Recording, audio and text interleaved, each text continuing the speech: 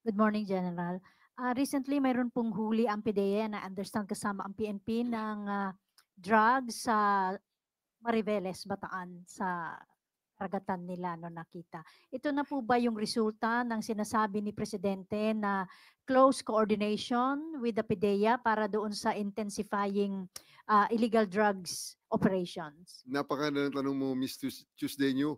Andito ang Regional Director ng Region 3, andyan din ang ating PIO. Pwede ba? Can I request straight from General Jean's mouth, siya ang involved doon sa case na yon. Please.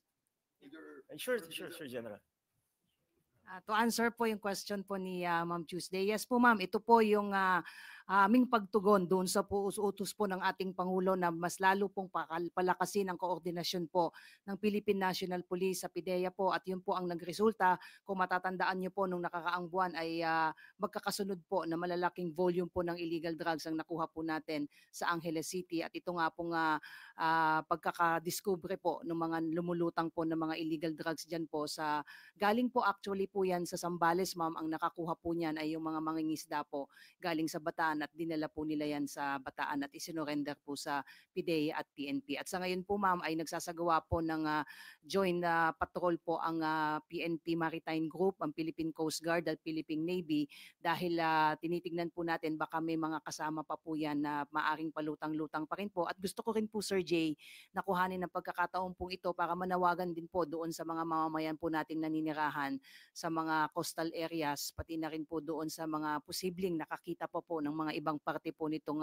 mga drugs po na ito, ay makipagtulungan po kayo sa amin kung meron po kayong nakikita po dyan para ma-recover din po natin yan kung meron pa pong natitira na bahagi po yon ng mga naglulutangan pong drugs dyan po sa area po ng Bataan at Zambales po.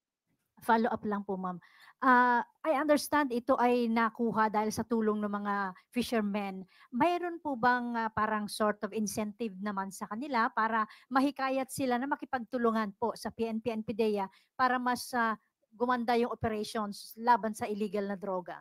Maganda mo ma'am at naitanong niyo po yan ma'am, at ako po mismo ang nag-utos sa ating Provincial Director po ng Bataan at Zambales po, at nakikipag-usap na po sila ngayon sa kanilang mga governor para mabigyan nga po ng insentibo ito mga kababayan po natin, lalong-lalo na po yung ating mga mangingisda na kusang nag-surrender po nitong mga illegal drugs, para bigyan din po sila ng insentibo. At ito rin po yung ating gagawin doon po sa makakapag-report pa po sa atin kung sakasakaling meron pa po silang makikita na lumulutang po dyan sa mga coastal areas, para naman kahit paano magsilbi po itong motivation at inspirasyon sa iba nating mga kababayan para tulungan po tayo na masugpo po itong problema po natin sa illegal na droga. Dahil sabi ko nga po kanina, ito po yung utos ng ating Pangulo at yun po ang patuloy po nating gagawin. Nasaan na po ngayon, ma'am, yung mga na-confiscate na illegal drugs at ano po ang gagawin dyan? Susunugin ba yan o papaano po?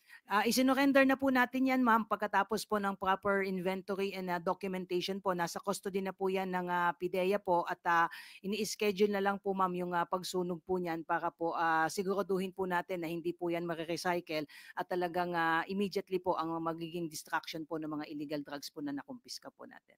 Thank you po. Thank you very much to your team, General Jean Fajardo, at congratulations sa kanila. Napakalaking accomplishment po yan.